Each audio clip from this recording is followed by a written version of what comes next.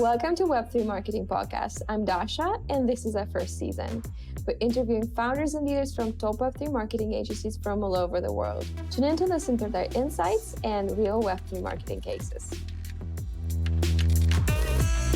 Today we have with us Jamie Reed, founder of the marketing agency called BriteBirch Collective. And Jamie is also a fractional CMO at CreDA.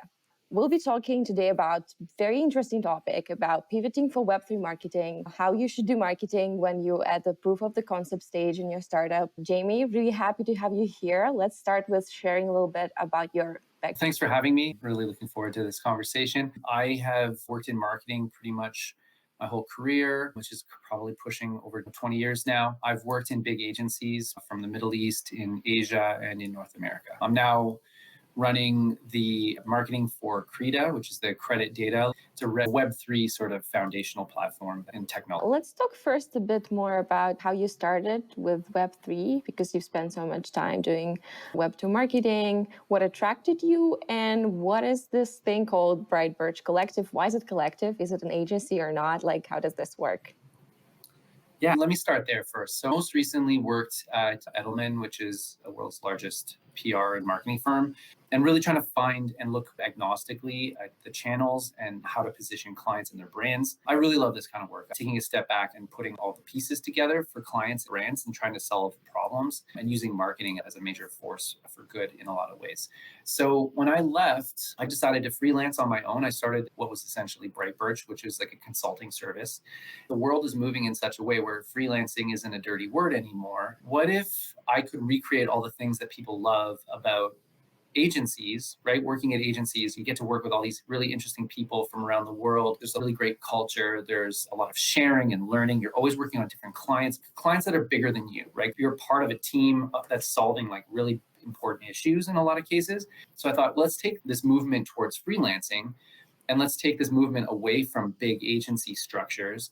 And let's see if we can't create some kind of a new type of agency where we're like decentralized. We don't have offices. We don't have a single employee. But we have 200 people around the world who are all experts at these different disciplines and from different sectors and different backgrounds, and really bring the right perspectives for our clients rather than giving them what we have, right? When you have a PR agency and a client comes to you, you give them PR. And when you have an ad agency and a client comes to you, you make ads. I, again, don't want to think that way. I want to think about being channel agnostic and think about what's the problem we can solve. What are the minds and the people around the table that we should be putting for the client? And how can we then work together to customize a solution that could include any one of these types of channels? And so that's how BriteBirch Collective was born. And we've since relocated to Canada, and that's where I'm based now.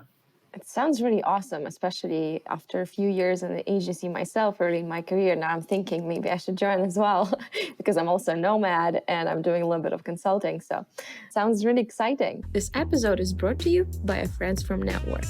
They're building tools that help Web3 companies monetize their communities in a secure and automated way with access to full crypto wallets data.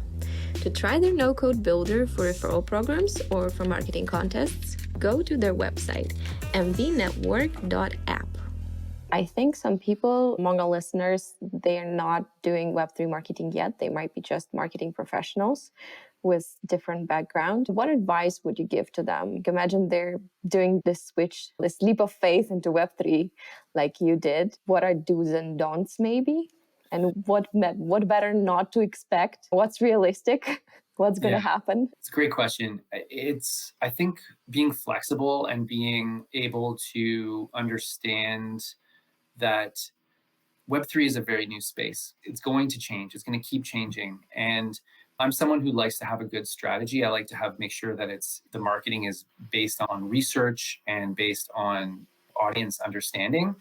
But it's hard when a piece of research could take quite a while to get, or you read a report and it's 6 months old. In maybe the real world, a 6 months difference isn't going to make a huge impact. But in Web3, that could be, the difference between Bitcoin being at $40,000 and Bitcoin being at $5,000. So it really does have a huge impact on how you need to think and be fluid and flexible in the way that you approach your marketing. Now, that doesn't mean you don't have a strategy. And I would definitely say that one of the things that's missing in Web3 is that concept of, hey, let's take a step back and look about where we are and where we want to go, And just because you have a vision and mission statement on your website doesn't mean that you've got this big strategy. It's really about thinking, where are we now and where do we want to go and how do we get there and who's coming along with us? And if you can answer those questions, you've got the makings of a strategy, but you've got to be able to also allow for flexibilities. And well, maybe the world's going to change as we're doing this. And the more people you can surround yourself with who've got different ideas and different sort of backgrounds, the easier it is to protect yourself against a lot of those changes and be ready to shift with the market winds. And so that's how we've approached CreDA, because I was brand new and I've only been there maybe a year and a bit now. Lots changed in that time. I've had to learn firsthand just how flexible you need to be in this space as compared to, say, more traditional Web2 companies. But also, just because I'm in Web3 doesn't mean I'm still not doing a lot of the things that I would do in Web2. Yeah, it totally makes sense to me when marketing professionals join a Web3 startup. And then a founder and other major people in the company, they're trying to figure out the business strategy. And here goes the problem, how to actually connect it with a marketing strategy. Because you're figuring out the business strategy on the go. So how can you also figure out marketing strategy? Because it needs to follow the business strategy as well, right? Use it as a basis. What is your perspective? What's your own personal experience? How to create this synergy between a business strategy that's constantly is being revised and the marketing strategy that needs some time actually to be built and to work? Yeah, great question. I'll use CreDA as an example. When I was brought on, it was to launch CreDA and to get it out in the world and to bring on new users and drive a positioning for it. Now, let me start by giving a little bit of background about CreDA. So CreDA stands for the Credit Data Alliance. And what it is a really interesting technology stack that includes machine learning. And so what we do is we assess the data on chain based on a person's wallet. They connect a wallet to our app. And then we look at all these data points and we assess a credit score. That gets minted as a credit NFT or a CNFT, as we call it, along with a decentralized identifier, or DID. That CNFT then represents your credit score, but it's still anonymous. And so even though it's representing you as an individual across Web3, you can still take control of your data and you don't have to give away. It doesn't require KYC. And so it's quite an interesting new technology. And I was brought on to begin thinking through, like, how do we go to market? How do we launch this? And it's funny because it was very early and Web3 was a newer concept at that time. DeFi was still the main kind of focus of what we were doing. And we had a decent budget and everything was going up in the marketplace. And so there was a lot of anticipation for what was possible. And we created a really great strategy. It was really focused on the people already in crypto, the people that already understood what a wallet is, what blockchain is, and how this whole space works. And the thinking around it, though, was that's not enough. It's not enough to just go to market with a product. We need to go with a bigger sort of purpose in mind. And working with a team at CreDA, it became very clear that this isn't just a technology that can help people with crypto wallets and build trust within the blockchain space, but there's 4 billion people in the world that don't have access to credit data. They don't have credit profiles.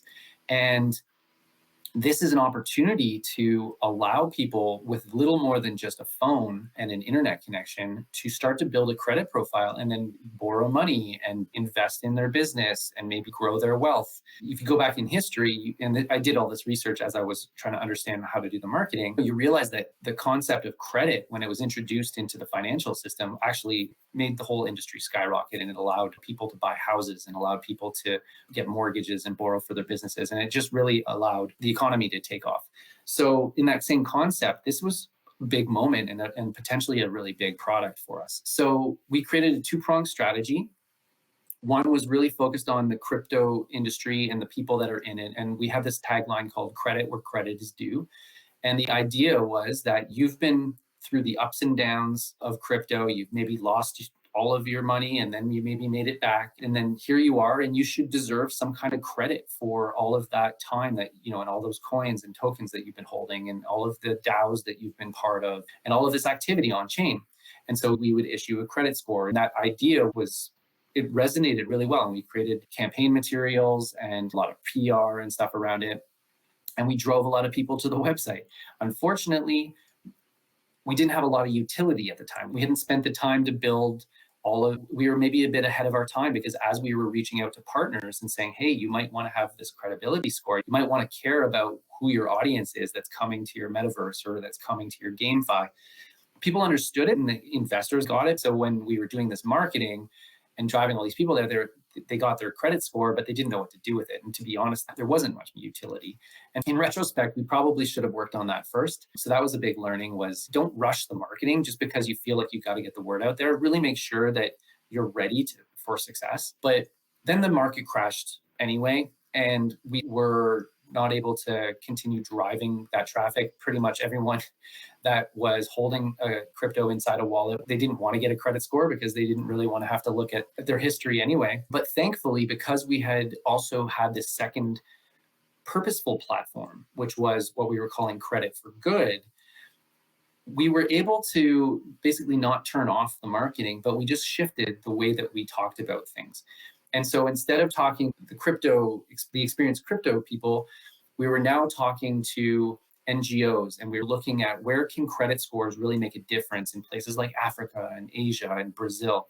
And we started doing partnerships with like-minded organizations. So despite the fact that maybe there wasn't huge market upwinds, we were still building something that was of value and had impact. But at the same time, we were doing something that was allowing us to demonstrate the value of what a credit score can do. That's the benefit, I think, of having a strategy and taking the time to really think through a strategy and not just rush to get the word out there and jump on whatever trend. If you have a strong brand position, purpose, and reason to be, then just regardless of how the world changes around you, you'll still be able to hold on to that purpose and redirect and rethink through it. And I think that's both a business strategy, but also a marketing strategy that I would highly recommend people consider as they're thinking about building their products and going to market. It's really interesting how you're using Mission both from the branding standpoint and marketing standpoint, but also at the same time building a business strategy and go to market and essential, actually crucial use case based on it. I think it's a really good way to do it. I wanted to go back a little bit to when you were describing both of the ways that you tried. Am I getting this right, that the first approach with crypto people and getting the credit scoring but not having utility yet, you right now put it on pause, or you're still working on it in some way, or you pivoted from it completely to the second approach? I would just say all of the assets we built, everything's still relevant. It's still matters. I would say trust is more relevant than ever in this space, where people get really attached to celebrity people. We've seen lots of examples where major crypto platforms have failed and fallen because of bad actors. There's a lot of people that have been burned, and trust is really low right now. So in that respect, I think that part of the campaign is still very relevant. We just don't have the budget at the moment to put towards it. So we're focused more on earning attention through PR activities and the purposeful side of things. If you maybe were actually not providing the technology yet and using this time to market something, give people an opportunity to apply for a whitelist but not get access to it, and then slowly build this partnership program and then launch, do you believe in this approach? That's, to be honest, probably the balance that every marketer needs to strike with every brand and product that they work with. When you're talking about really new technologies and you're talking about places like Silicon Valley, where you're seeing people get, places full of money for just a PowerPoint deck and a white paper and really not a lot of substance, but they're building so much traction and interest just based off of an idea. I think that helps to really infuse a lot of resource into what that idea could become. And it may or may not become the thing that everyone hopes it, but it will at least be popular because it's had all of this traction. As opposed to building something first, being in the closet and working and really trying to get this thing perfect, and then going out to the world and saying, hey, look at this is awesome, but it's hard to get in front of people and it can be very frustrating. And there's always a fine balance between the promise and the delivery. And this is where I think the difference between Web 2 and Web 3 can really come into play. Is Web 3 is very community-based. Your marketing isn't really about channels in the same way that it is when you're talking about Web 2. It's more about community, really, at the end of the day, and who knows and who understands and who wants to believe and who wants to participate. And how do you stir that up and get people excited about things? And how do you get them to bring in more people? And I think that when you've got something that is just a vision and no product, you can go quite a long ways with creating hype and getting people excited about it. But the difference with Web3 is, I think there's an expectation that that brands and companies aren't going to get it right. They're going to make mistakes. And it's really hard for companies and brands to grasp that concept where you don't have to be perfect. Not There can be sometimes things can move more organically. Sometimes you might not have the answer, but your community has the answer. And so it's more involving the community into your marketing and into your positioning and into your product development and getting them to be part of that process. And that makes a lot of marketers nervous. I think a lot of marketers with my background and experience, because we come from a world where it's like, you need to make sure that press release is perfect before you go out into the world. Whereas here, well, it doesn't have to be perfect. As long as you admit that it's not perfect, then the expectation of it being perfect isn't there either. And in fact, it invites people to help you make it perfect. And we're all part of this journey. And it's just a different mind shift that has been a big learning for me, I think, in Web3. Yeah, I also really love this about Web3 marketing, when you can just send people something you've created and like, let's iterate together, let's shape it together. It does cause some messiness, though, along the way. And that's, again, where a good strategy that takes that into account can just make sure that you're aligned and you're still moving in the right direction. Even if that direction takes a different turn here and there, you're still going towards a bigger vision and a bigger sort of purpose for your brand and business. Let's talk a bit more about the second approach you're using right now in your case. You mentioned you partnering with NGOs. Are you targeting any other types of partners? Is it working, or maybe some partners are harder to get than the others? I think crypto is a bit of a dirty word right now. And so CreDA has always tried to straddle this world of the crypto know-how, people that understand and have been in this space, and the off-chain sort of traditional world. And especially when you talk about finance and you look at DeFi and then you look at traditional finance, the behaviors and the attitudes are just completely different. And so if you go to the CreDA website even now, from the very beginning, we had this concept of light and dark mode. You know how most people in crypto space, they're always looking at their screens, so they prefer dark mode. So if you go to our dark mode website, it actually looks and feels and sounds different. It's not just changing the light on and off. It's actually a different website, because we expect that those people already understand crypto. They already understand what a wallet is. They don't need that education. But if you go to the light mode, it's designed and looks more like a traditional financial website. And it also explains a bit more and in a bit more simpler terms what credit is good for in this space. And so that duality that we've had has always been both our strength and a weakness for CreDA, because first of all, it really fragments our audience and who we're talking to. So as we made that shift during the downturn to a more purposeful approach, it required us to work a lot more with off-chain data and working with off-chain sort of groups. And so that's where it's been a bit challenging to identify the partners. They hear that we're a blockchain, they hear Web3, they hear crypto, and they think, I'm not getting involved. I don't believe in this. And that's been a challenge, because we want to work with them, and they are on the ground in the real world working with the people that we want to reach and help. And it's changing. So we're looking for partners who are on the ground that can help us with the education component, because there's obviously a need to educate those people about how to use crypto, how to build up a credit score using just their phone and the internet. We're always looking for investors that believe in doing good and trying to build trust within this whole ecosystem. So that's our current challenge, but we're not forcing it. I think what we realized is that if we just go and try to use our technology and demonstrate it can work in a way that helps people, people will start paying notice. And since we've started doing that, we've been getting some really good traction with some big investors, and different governments are talking to us now and stuff like that. So could you explain a little bit how you handled the situation when you went from the first approach to the second approach, right? Because you were actively like pivoting from the marketing standpoint, how to avoid confusing the audience? yeah, the people that are in crypto that we were originally targeting, they still believe in the power of crypto, because it's meant to be decentralized. It's meant to give people the power to make their own sort of destinies in this space. And so as we started pivoting the message to be less about, hey, you can go buy a Ferrari now, it was more around, hey, we're helping people.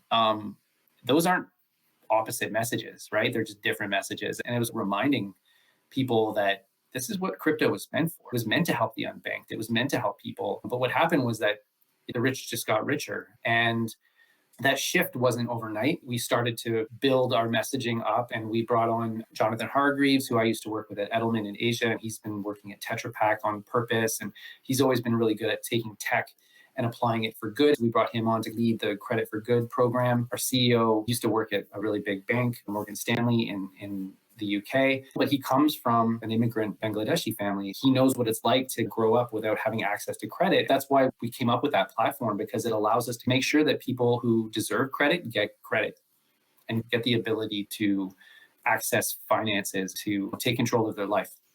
I've recently mentored a person who's also building a Web3 startup, and we were talking about her test launch and how to do it from a community building perspective. What's your take on this? How should you do it from a marketing standpoint? I'd just be truthful and honest and open and say, hey, I'm building this thing. I'm looking for support. Who wants to jump on this train with me?